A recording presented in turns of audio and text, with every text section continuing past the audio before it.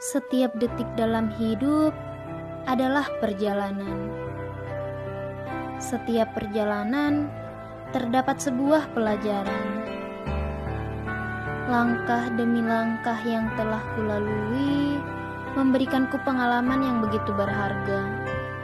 Kali ini langkahku terhenti di sebuah bangunan kayu dengan arsitektur khas budaya Sulawesi Selatan.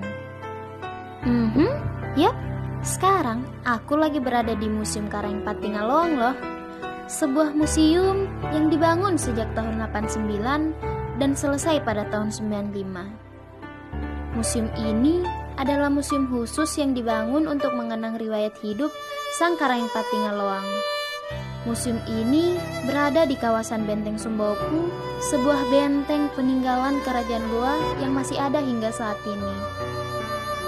Terlintas dalam pikiranku, siapa sih Karang Patingaloang ini?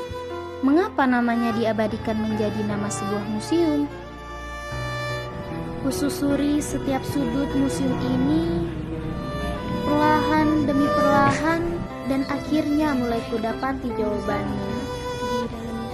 Karang Patingaloang atau biasa disebut Imagada Cina Daeng Sitaba Sultan Mahmud Abdullah yang merupakan putra Raja Kalo yang ke-6, lahir pada tahun 1600-an. Sosok Karang Patingaloang adalah sosok yang cerdas dan memiliki rasa keingintahuan yang tinggi terhadap perkembangan ilmu pengetahuan khususnya yang ada di Eropa. Jiwanya bergejolak, hatinya pun juga tak tenang. Hanya belajar saja yang dapat menenangkan beliau. Karena pemikirannya lah terlahir banyak peraturan-peraturan hukum seperti halnya ketatanegaraan, perdagangan, dan juga pelayaran. Serta pada abad ke-17, Sumbaopu berkembang menjadi bandar niaga loh. Sosoknya yang sangat bijak, rasional, dan juga jujur membuatnya pandai berdiplomasi dan menjalin persahabatan dengan siapa saja, khususnya pada raja-raja di Eropa pada kala itu.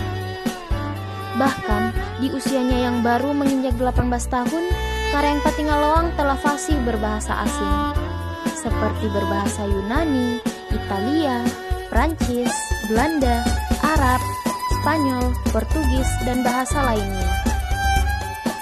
Beliau juga berhasil mengejutkan seorang Johann Blow, seorang kartograf terkenal dari Eropa, karena mendapatkan pesanan bola dunia berdiameter 157 hingga 160 inci dari seseorang yang jauh di benua Asia. Karena kecendekiawannya, John mengabadikan sosoknya dalam sebuah peta dan 3.000 naskah. Karya peta yang luar biasa itu tidak tertandingi hingga kini.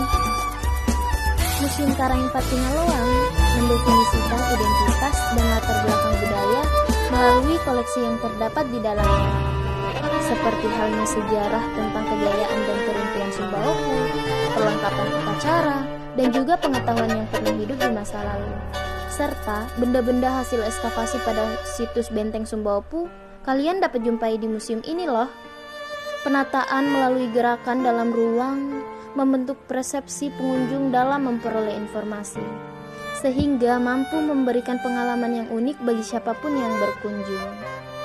Mampu merangsang kepekaan dan imajinasi juga rasa pada sejarah masa lalu, memberikan inspirasi dan juga keteladanan dari para pendahulu kerajaan Goa, serta sebagai media pembelajaran baik pemahaman ideologi, tradisi, dan juga budaya untuk memahami perkembangan ilmu pengetahuan dan peradaban yang pernah terjadi di Benteng Sumbaopu.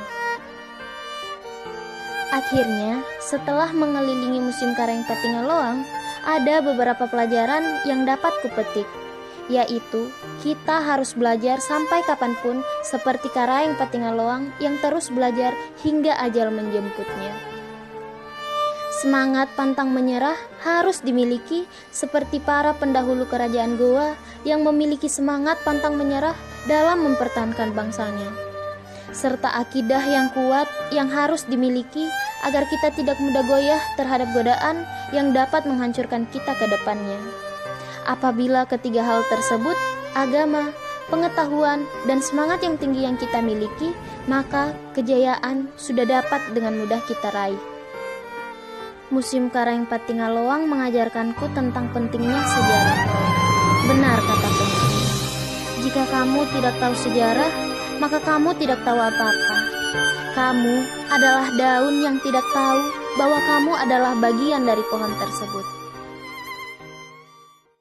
Yuk beramai-ramai ke Museum Karaeng Patingaloang, kita pelajari masa lalu sebagai navigasi di masa depan.